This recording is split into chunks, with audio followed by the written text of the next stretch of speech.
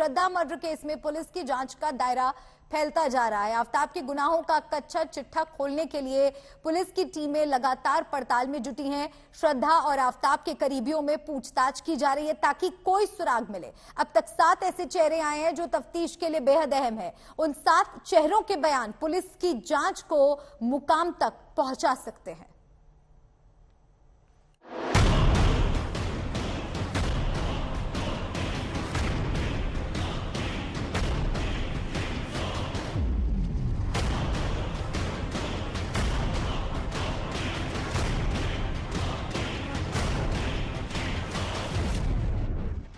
पैंतीस टुकड़ों का सबसे बड़ा राजदार चुप है, खामोश है, क्योंकि वो राजदार ही गुनहगार है।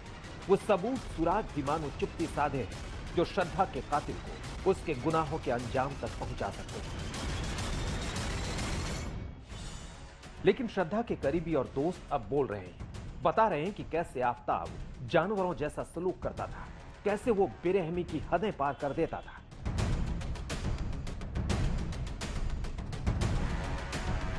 वैसे तो आफ्ताब ने पुलिस के सामने माना है कि उसने अपनी दोस्त के 35 टुकड़े किए, अपने फ्लैट में टुकड़ों को फ्रिज में रखा और कई दिनों तक उन टुकड़ों को ठिकाने लगाता रहा। लेकिन जिन सवालों के इर्द गिर्द पुलिस भटक रही है वो ये कि उन टुकड़ों को आफ्ताब ने कहां ठिकाने लगाया, कहां श्रद्धा के सिर फेंके, कहां उसके कपड़े फेंके, कहां वो हथियार फेंके जिससे उसने श्रद्धा को बेरहमी से मार डाला।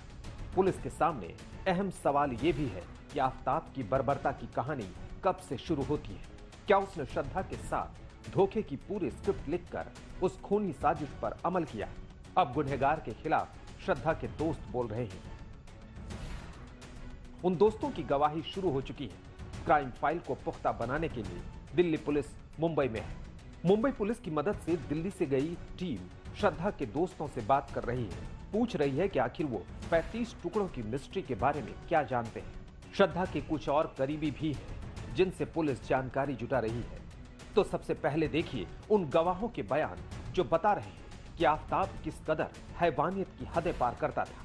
वो गवाह जो बता रहे हैं कि श्रद्धा की हत्या से पहले कैसे आफ्ताब उसके साथ मारपीट करता था।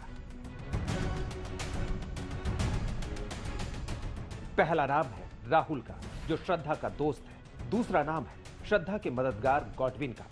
तीसरा नाम है लक्ष्मण नादर का। चौथा नाम है शिवानी मात्रे, श्रद्धा की सबसे अच्छी दोस्तों में से एक। पांचवा नाम है रजत शुक्ला, श्रद्धा का क्लासमेट। छठा नाम है श्रद्धा के मैनेजर करण पेहरी का। और सबसे अहम नाम है विकास वालकर का, यानी श्रद्धा के पिता। मुंबई के वसई पहुंची दिल्ली पुलिस ने श्रद्धा के कुछ दोस्तों और करीबियों से जानकारी जुटाई तो सच सुनकर रोंगटे खड़े हो गए।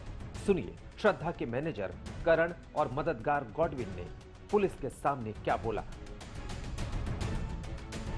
मैंने यही इन्फॉर्मेशन शेयर की कि जो उसके साथ में हाथापाई हुई थी नवंबर में, और जो फर्स्ट टाइम मैंने उसको श्रद्धा ने रिपोर्ट किया था, बस वही डिटेल मैंने शेयर। उसके बाद क्या किया आपने जब आपको मालूम पड़ा? तब मैंने उसकी हेल्प की थी मेरे फ्रेंड के थ्रू, जहाँ पे पुलिस स्टेशन उसको भेजा गया था और हॉस्पिटलाइज कराया गया। क्या इसके पहले कभी श्रद्धा ने आपको बताया कि उसके, क्योंकि आप नहीं, उससे पहले मेरे को कोई जानकारी नहीं थी। वो दिन उनके साथ मारपीट हुई थी और उनको चोक किया गया था, मतलब गला दबाया गया था, जिसकी वजह से वो अपने आप को वो घर से बचा के भाग के आई थी। तो उनको इमीडिएट हेल्प चाहिए था, जिसकी वजह से मैं उनको पुलिस स्टेशन लेके गया। दोस्तों ने श्रद्धा की जैसी हालत देखी, जो दर्द महसूस किया, वो पुलिस को बताया। इस लिस्ट में करण और गॉडविन अकेले नहीं, आफ्ताब के जुल्म की कहानी बयां करने वाले कई और भी हैं। वो जानते हैं कि कैसे श्रद्धा आफ्ताब के चंगुल में फंस गई थी और टॉर्चर सहकर भी खुद को अलग नहीं कर सकी। डरी हुई बहुत थी, वो ज्यादा डरी हुई थी। बोलते इतने मेरे को 3 से 4 बार मेरे ऊपर हमला कर दूंगा, आत्मा मतलब मारने की बहुत कोशिश किया है। यहाँ तक कि एक बार ऐसा भी झगड़ा हुआ था जब उसने मुझे व्हाट्सएप पे ऐसा मैसेज करके बोला कि प्लीज यहाँ मेरे घर पे आ जा, मुझे बाहर लेके जा, अगर आज रात को मैं इसके साथ घर पे रही तो ये मुझे मार डालेगा। आफ्ताब के अत्याचार का अंत नहीं, जितने चेहरे सामने आ रहे हैं वो उसकी हैवानियत पर ऐसे खुलासे कर रहे हैं जिससे सुनकर रोंगटे खड़े हो जाते हैं। अगर आप श्रद्धा को देखेंगे तो आप अपने आप जानेंगे कि श्रद्धा बहुत लाइवली इंसान थी, बहुत ज्यादा बोल्ड, स्ट्रांग। उसके अपने ओपिनियंस होते थे और ब्लंट थी वो। तो जिस तरीके से ये कथाएं हमको सुनाई जा रही हैं, आफ्ताब द्वारा जो बातें बताई जा रही हैं कि शादी के लिए वो कंपेल कर रही थी, इसीलिए मजबूरन ये बेचारे आफ्ताब ने उसे मार दिया, जिस तरीके से ये बताया जा रहा है, इस तरीके से श्रद्धा बिल्कुल थी ही नहीं। हम दोस्तों ने मिलके उसको उसके घर से उस दिन बाहर भी निकाला था और आफ्ताब को वार्निंग भी दी थी कि हम पुलिस के पास जाने वाले हैं, बट उस टाइम पे श्रद्धा के कमिटमेंट्स को या फिर उसके जो बातें थी उसको रिस्पेक्ट करते हुए हमने बोल दिया कि इसको हम पुलिस में नहीं कर रहे, बिकॉज उसने मना किया। आफ्ताब ने जिस क्रूरता के साथ श्रद्धा के 35 टुकड़े किए, फिर उन्हें अपने फ्रिज में रखा और टुकड़े टुकड़े करने के बाद ओटीटी पर फिल्म देखी, उसके आगे टॉर्चर की बातें मामूली लगती हैं, लेकिन यही वो बयान है जो शातिर आफ्ताब की खूनी साजिश को बेपर्दा कर सकती है। अब दिल्ली पुलिस मुंबई में श्रद्धा के पिता का बयान भी दर्ज करने की तैयारी में है। मुंबई से पारस दामा, दिल्ली से हिमांशु मिश्रा और चिराग गोठी के साथ अरविंद ओझा, आज तक।